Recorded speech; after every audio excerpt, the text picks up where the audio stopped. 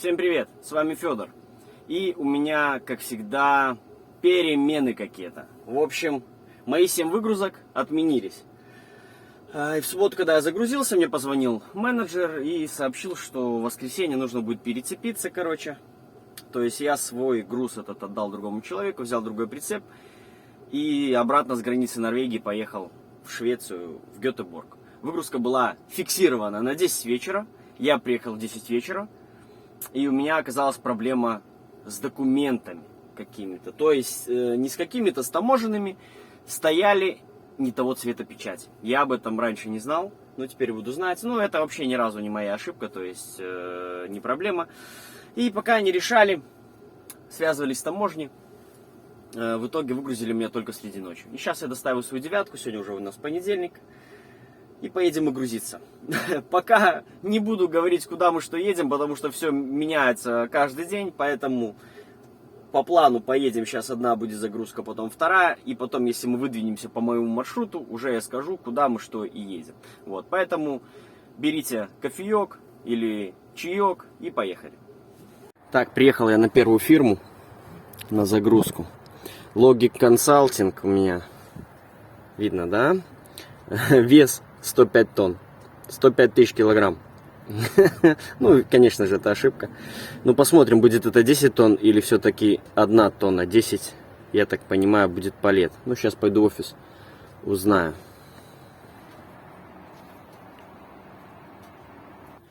Итак, все я разузнал. Я за этим каликером, сейчас с которым я стал рядом. Мы на 2 рампы становимся, на 11 на 12. И, я так понимаю, его груз перегрузят мне. Он привез с Голландии что-то. А я это загружу. Главное, чтобы это была не трава. Вот. Поэтому, пока он там ковырялся, я немножко пошустрее. Я стану первый. И идем на склад. Я так понимаю, будем сами это все мы сейчас делать. Ладно, сейчас, в общем, посмотрим. Так, моя 11, его 12.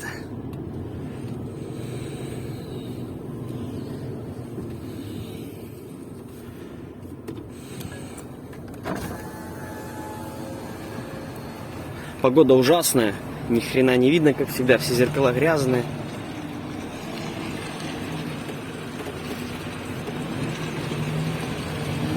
Трохи я промазал.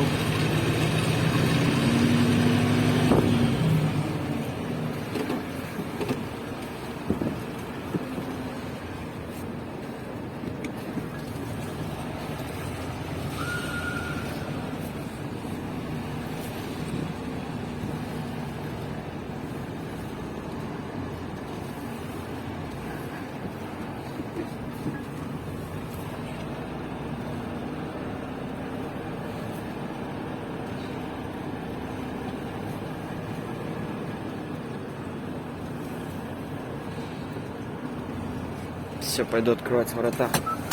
Все, ворота открыл, теперь до характерного ударчика.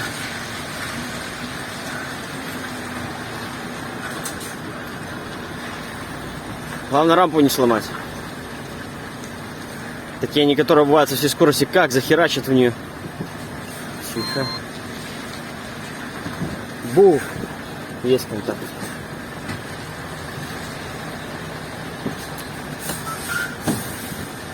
Все, погнали грузиться.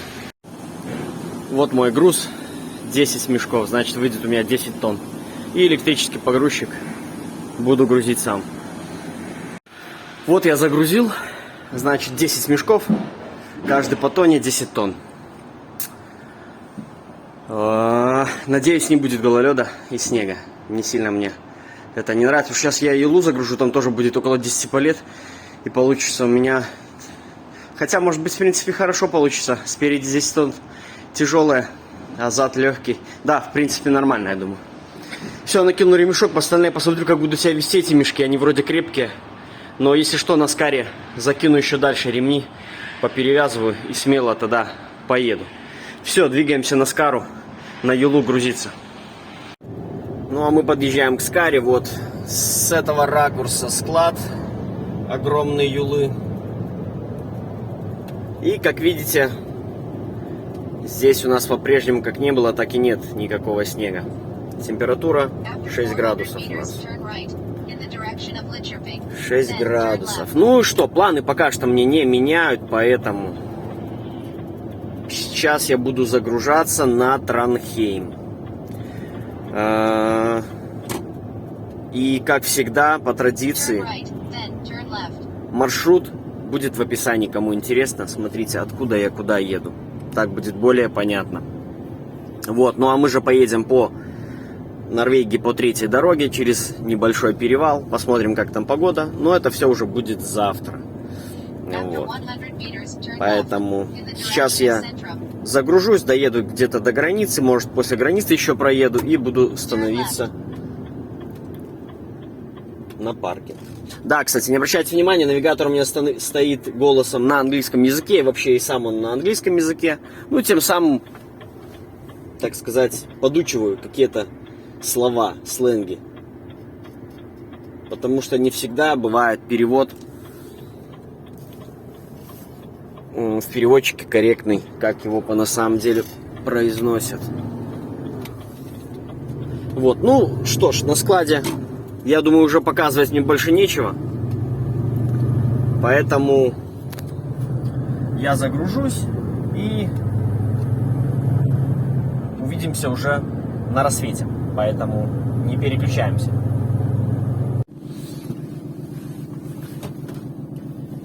И у нас уже вторник. Вот. Вчера, значит, приехал я на вторую загрузку и простоял там почти 5 часов. Я загрузился и получил документы только в 22, наверное, 00. Вот, поэтому приехал я уже, естественно, пересек границу вчера. И вчера ночью нарвался на негабарит. Я сделаю отдельное видео. Вот, будет интересно. То есть не габарит с лопастью от ветровика, которая вот эти вот, как они правильно называются, короче, ветрогенераторы. Вот. Интересный маневр был по кольцу и движение задним ходом этого не габарита. Вот, поэтому будет это в следующем видео. Ну а пока едем мы по двойке, потом будем уезжать на тройку в сторону Транхейма. Маршрут в описании. Поехали.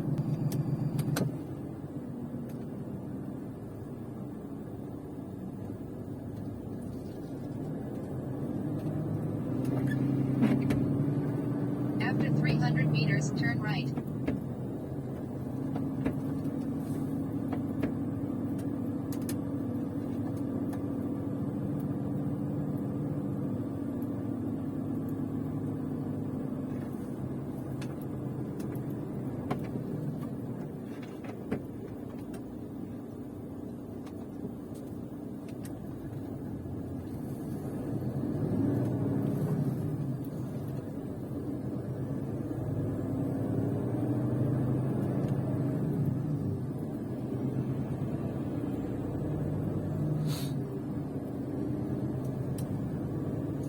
Да, вчера я специально дотянул до этой стоянки, вот, чтобы с утра сходить и умыться горячей водой, сходить в теплый туалет. Я закончил где-то в 4 часа ночи вчера. Потому что за счет этого негабарита, который ехал передо мной, я потерял очень много времени. Я где-то просто около часа потерял, потому что я ехал за ним, меня никто, естественно, не пропускал вперед, то есть я не мог никак их обогнать. Я прошел границу и уже специально доезжал до сюда, но, как оказалось, не было места. То есть я остановился не в ряд, а за прицепами стоял. Что было очень удивительно. Я думал, в будние дни здесь должно было быть пусто, но стоянка была заполнена. Едь ты давай, ну.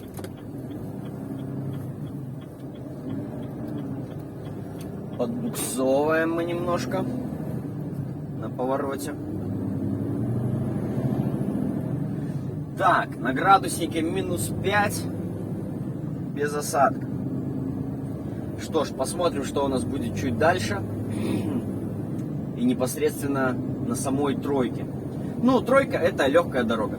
То есть это, я считаю, что это одна из самых легких направлений, то есть и дорога по Норвегии. То есть если брать вот эти основные все направления, Транхейм, Алисун, Берген, Ставангер, там, Хаугисун, то вот это вот в Транхейм ехать по тройке, это самое простое, что может быть. Как зимой, так и летом. Единственное, что сейчас там ремонт немножко создает неудобства. Вот. Ну, кстати, посмотрим. Может быть, за 2 месяца моего отпуска там закончили ремонт. Но по ограничениям на сайте написано, что ничего там не закончили. А вот загрузка, проезжаем сейчас, которая была у меня регулярная, там этой паркетной доской или чем там, короче, деревом. У меня это все, что деревянное, загрузка деревом. Вот. И, как видите, столб дыма такой идет вверх, мощный. Сейчас, да, с дороги должно быть видно, правда, у меня окно грязное. Вот этот вот ихний вот этот вот генератор турбины, что это такое вот огромное на ней, где надпись Форестия большая. И вот это вот крутится у них вот эта вот система.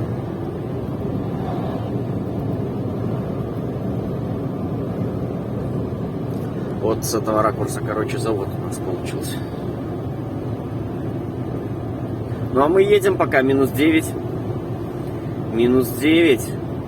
И солнышко у меня уже осталось позади, впереди что-то, возможно, намечается. Ну, в общем, будем смотреть. Я так камеры посмотрел, вроде бы пока ничего страшного нету. Но как оно там сейчас будет уже по факту, когда будет ехать, будем уже видеть. Красивые деревья под инеем. Морозик уже минус 10. Ну, я думаю, у нас дальше вся такая дорога будет, потому что чисто теоретически мороз не должен быть меньше. Ну, может быть, я и ошибаюсь. Тоже мы это увидим.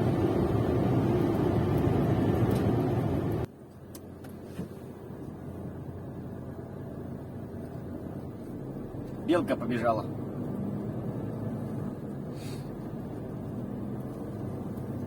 Сейчас будем проезжать с вами городок Эльвирум.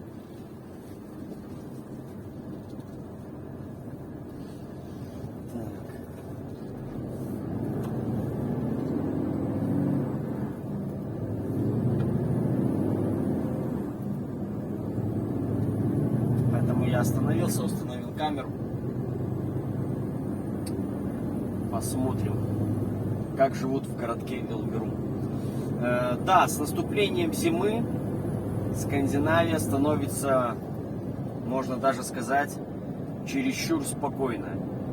Здесь нету нигде никакой суеты, беготни и так далее. Даже вот как вот я работаю, на загрузках, на выгрузках тоже никто никуда никогда не спешит и вас никто никуда не гонит. Если вам что-то нужно там делать, вы там открываете прицеп, крепите груз, то будут все тихо, спокойно ждать. Да, конечно, бывают где-то какие-то исключения, там, но это очень редкое что-то, когда кто-то вас там будет куда-то подгонять. Ну и также везде, вот, проезжаешь в деревни, везде реально какое-то такое умиротворение, так сказать.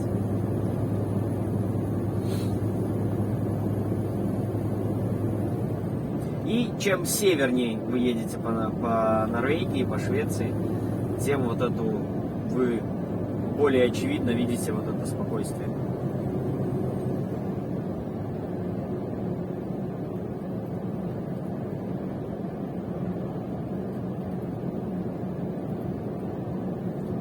И уже после Эльвирума мы будем выезжать на 3-ю дорогу. То есть на Транхейм ведет 2 дороги. 3-я и 6-я. Но 6-я немножко дальше. Вот. И, конечно же, она гораздо сложнее. Там большой перевал. И зима там посуровее, чем на 3-ке.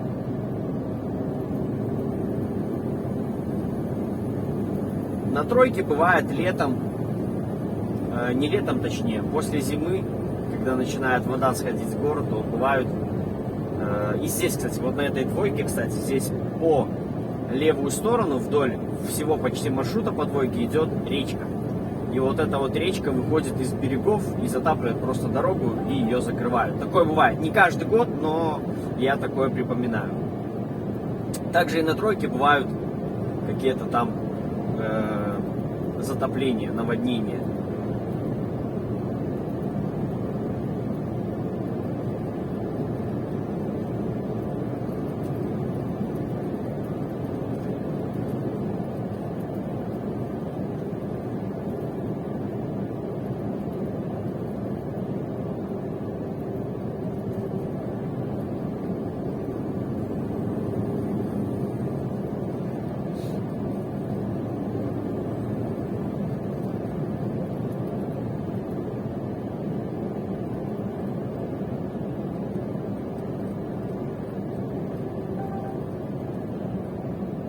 И вот мы уже въезжаем в Элверу.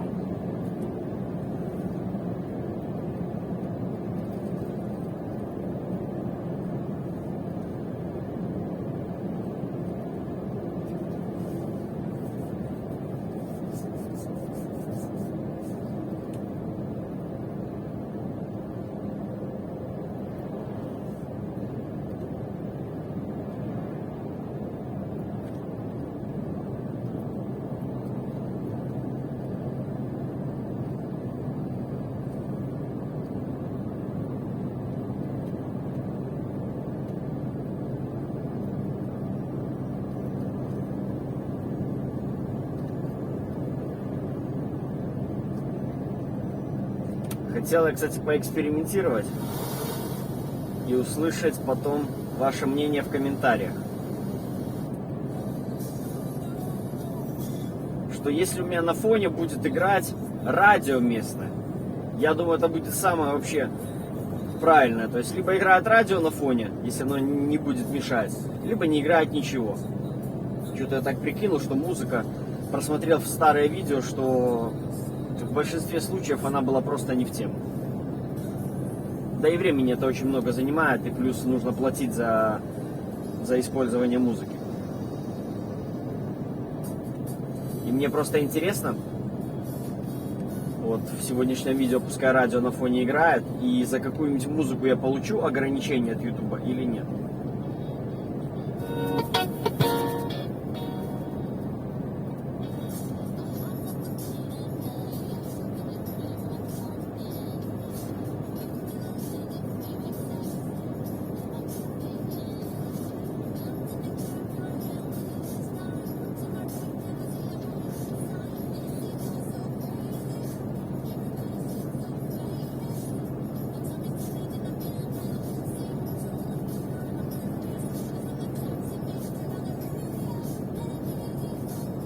И здесь, возле самого города, речка не замерзла. Почему-то.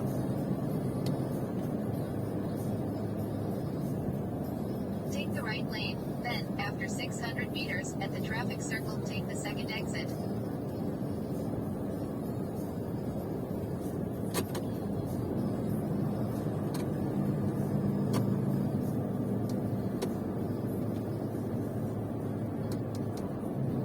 After 300 meters, at the traffic circle, take the second exit. In the direction of Tinset. Скульптура интересная, четырехпальцевая. Задание будет в моей группе разузнать и найти, что эта скульптура обозначает. Да, кто не в курсе, ссылки в описании на мою Facebook группу, где публикуются ежедневные разные интересные материалы о Скандинавии. Картинки, видеокартинок, видео и статей. Поэтому заходите, подписывайтесь. Также есть очень много того, что может вам, например, понравиться, как скачивание картинок и установка на рабочий стол. Есть у нас там несколько таких публикаций, где можно выбрать очень много картинок для рабочего стола.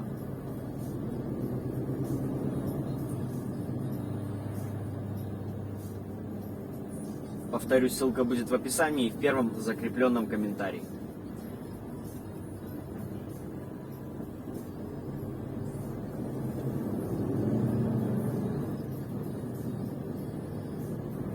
Вот видите, как Норвег подготовлен правильно? Я надеюсь, вам видно. В пикапе щетка, лопата.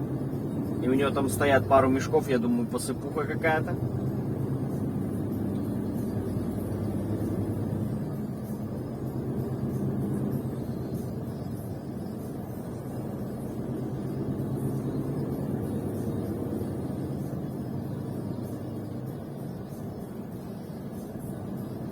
After 700 meters at the traffic circle, take the second exit.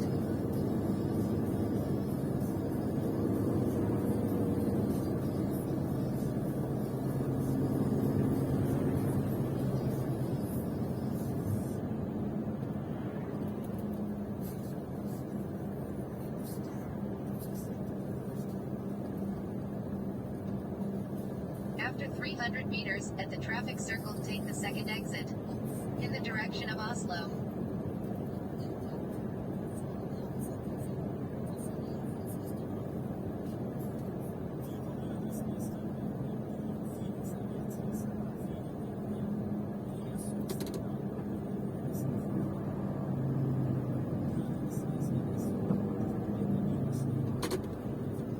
Take the second exit.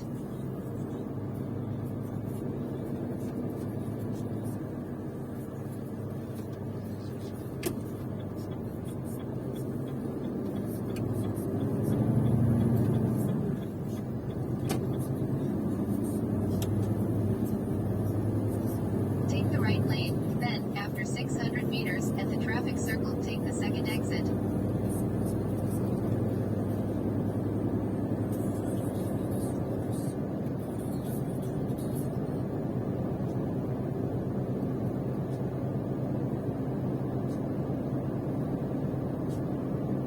Take the right lane, then, after 300 meters at the traffic circle, take the second exit.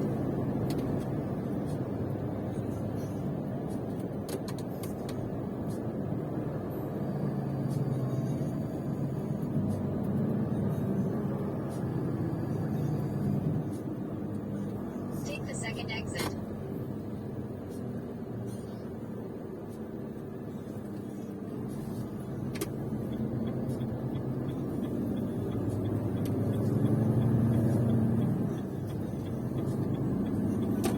After 600 meters at the traffic circle, take the first exit.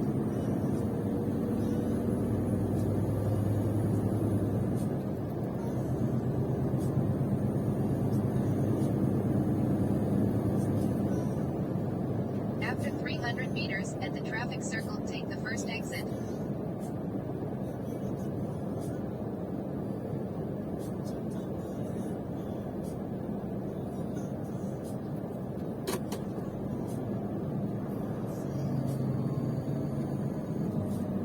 Take the first exit.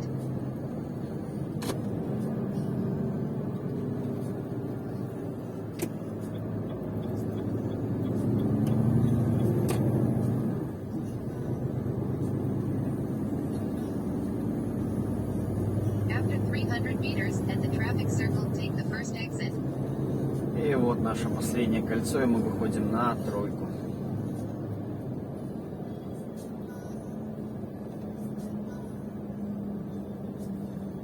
Так, радио я выключу и посмотрю потом при загрузке видео, что получится. Ну и вообще, да, напишите в комментариях, вот кто больше предпочитает, как лучше смотреть видео, с музыкой, с фоновой, либо же вообще без музыки. А чтобы были вот естественные звуки, то есть навигатор, звук двигателя, там ветер, дождь, снег. Я склоняюсь вот ко второму варианту реально, то есть музыку вообще полностью убрать из видео, и чтобы все было вот просто, так сказать, натурально. Если кому-то надо музыка, то в принципе тогда и мой голос не нужен, просто можно выключать звуки, включать отдельную музыку.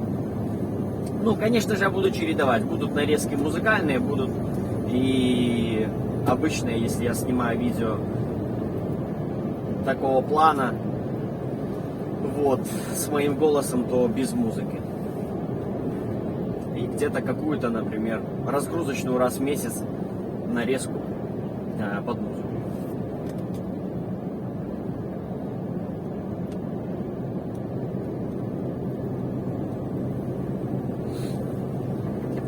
Потому что вот Скандинавия настолько тихая и спокойная, что даже музыку не хочется слушать. Я вот в машине, вот вам по правде скажу, да, когда приезжаю на работу, я уже музыку не слушал, наверное, больше года. Вот, то есть вот ехать на ходу и там слушать музыку какую-то. Дома я в легковой, да, у меня всегда играет музыка, у меня хорошая акустика, поэтому мне нравится слушать в машине музыку. Но как-то, как я попал на Скандинавию, то я редко ее слушал. Да, по ночам бывало я слушал, когда работал там и на рефрижераторе, и просто если где-то ночью попадаешь, потому что ночью скучно, поэтому музыку включаешь. Либо на фоне включаешь какой-нибудь там Comedy Club или «Однажды в России». Или же вот играет какая-нибудь музыка такая, более пободрящая.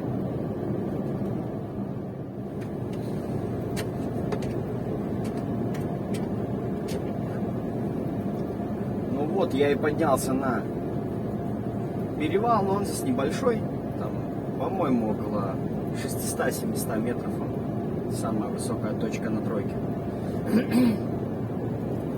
И у меня впереди будет в городке Алфдал перерывчик, и уже после перерывчика будет уже темно.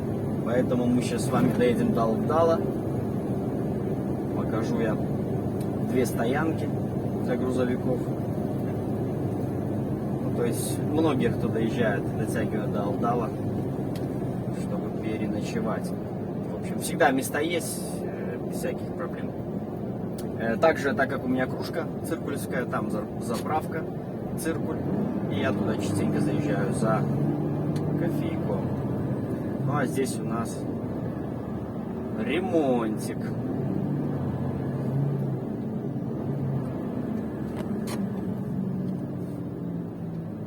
И вот на гололеде, на снегу надо быть осторожным, потому что если бы сейчас был гололед, я бы не остановился.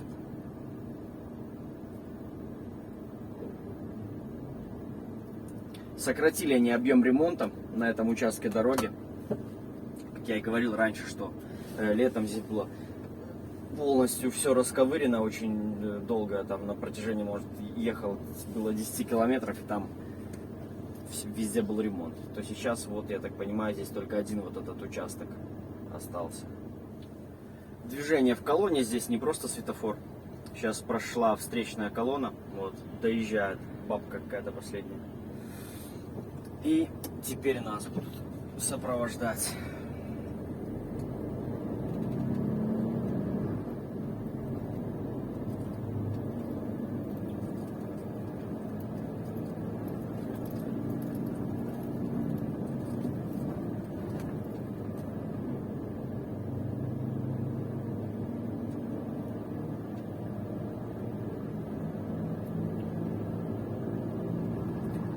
Здесь так вот принято здороваться с работниками дороги, ну, вот, которые регулируют это движение. Бывают они, то есть, сами рукой машут, ну, либо же сам машешь, то есть, видишь, все как бы приветливые. Также на севере, в принципе, когда на самый север едешь в Норвегии, то там еще больше со всеми здороваешься, то есть вплоть и с самосвалами, и с водителями снегоуборщиков со всеми. Ну, потому что поток машин не такой большой на севере, ну, поэтому вот все друг друга приветствуют, неважно, в какой ты фирме работаешь. Хотя раньше еще, вот как только я начинал по Скандинавии работать, ну, приветствия были гораздо чаще. Просто с норвегами, где-то в каких-то, на каких-то узких дорогах. Ну, на узких дорогах всегда, когда где-то с кем-то размениваешься, ты подаешь знак приветствия. Вот, но просто даже вот элементарная семерка, которая идет с Осло на Берген, вот там еще тогда друг друга приветствовали водители. Именно когда ты едешь по самой семерке, не по 52-й. Но сейчас это все уходит в никуда, даже благодарность уже тоже потихоньку начинает. Редко где-то кто-то, ну, видно, кто давний работник, так сказать, старожила дальнобоя какой-нибудь, благодарочку кинет. Также в Норвегии, то есть, когда ты обгоняешь кого-то тебя пропустили или что-то в этом роде. Ты обогнал, поблагодарил поворотниками. И то есть задняя машина, которая тебе уступила, моргает фарами тебе в ответ. Типа, да, все, принял благодарочку, типа, туда-сюда. Ну, так, культура водителей нормальная.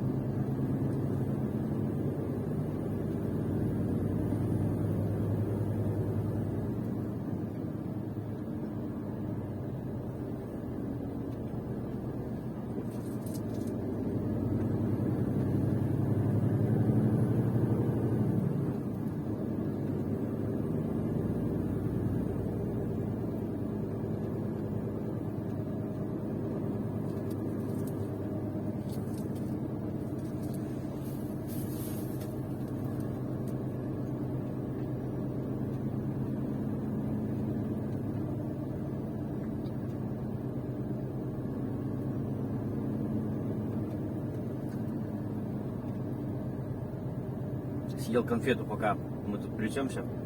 На автоматизме взял, забыл про то, что я снимаю видео.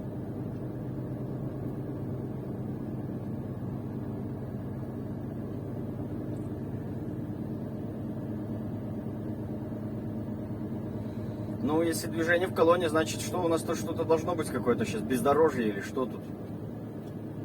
Просто так. Хотя я уже вижу встречные машины. И для чего было движение под сопровождением, я не понимаю. В принципе.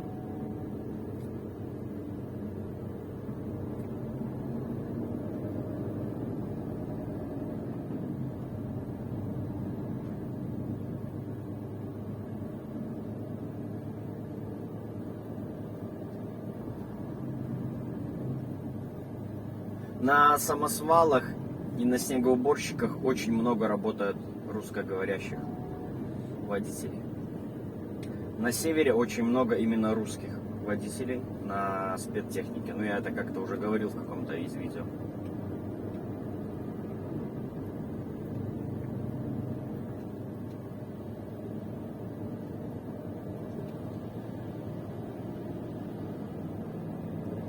Ну и все, у нас до Авдала.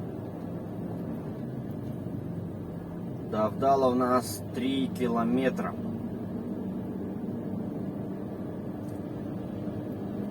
И темнеет уже на глазах почти. Ну а сейчас у меня по местному времени 16, так это получается 16, да, 16:00. Ну, 15:50. Ну и сейчас, да, я говорю, что как раз я отстаю 45 минут и уже будет темно. На завтра мне уже пришло задание, вот, но это уже будет в другом видео.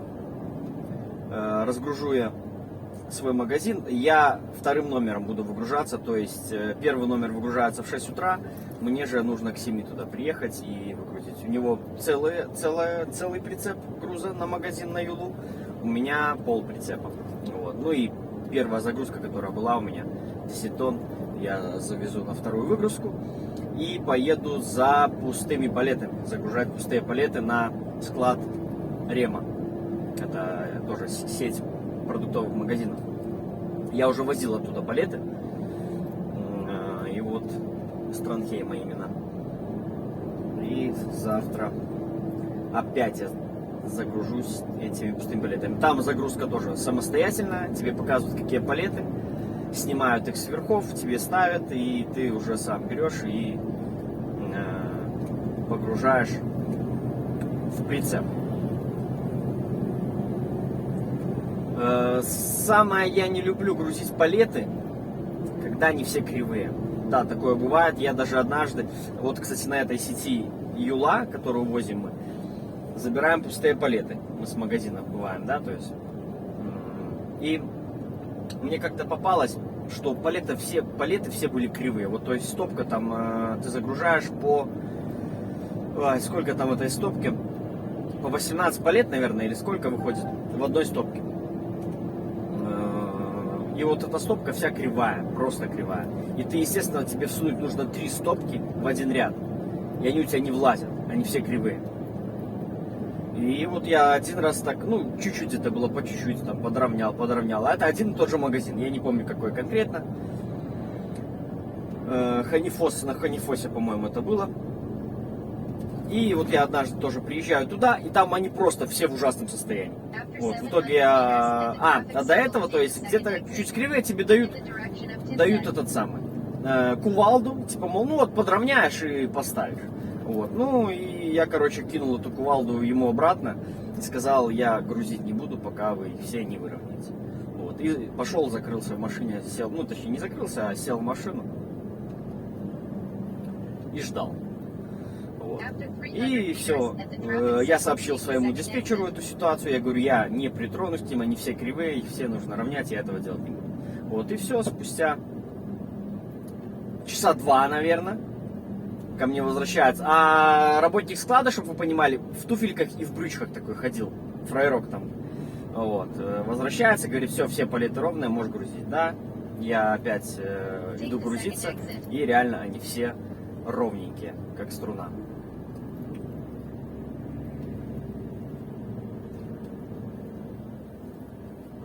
Вот наш и Алвдал. Обратите внимание на... Я не знаю даже, как правильно, что это типа маяк какой-то. Скорее всего, будет так правильно. Здесь тоже, да, для легковых, для грузовых, все, что хочешь. И отель, и ресторан, и для грузовиков душ. Газом кто-то, кстати, говорил, здесь заправлялся тоже. Зарядки для электрических машин. Это вот первая площадка была сейчас по левой стороне. И там в будке душ. За монетку кидаешь, тебе 1 еврик, 1 минута вода течет, по-моему. Или 1 евро 3 минуты, что-то в этом роде. Но я всегда еду сюда, на Циркуль, потому что здесь у меня кофе. И сейчас я тоже поеду сюда, только во второй поворот мне нужно будет повернуть. Вон. Затем паровозом.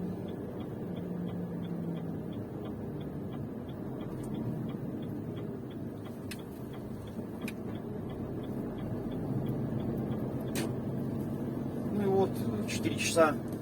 Но пока пустая стоянка. Ну, к вечерку чуть-чуть заполнится, но места будут пустые в любом случае.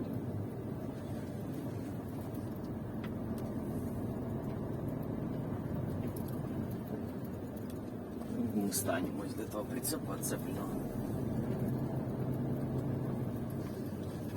Please follow the route for 95 kilometers.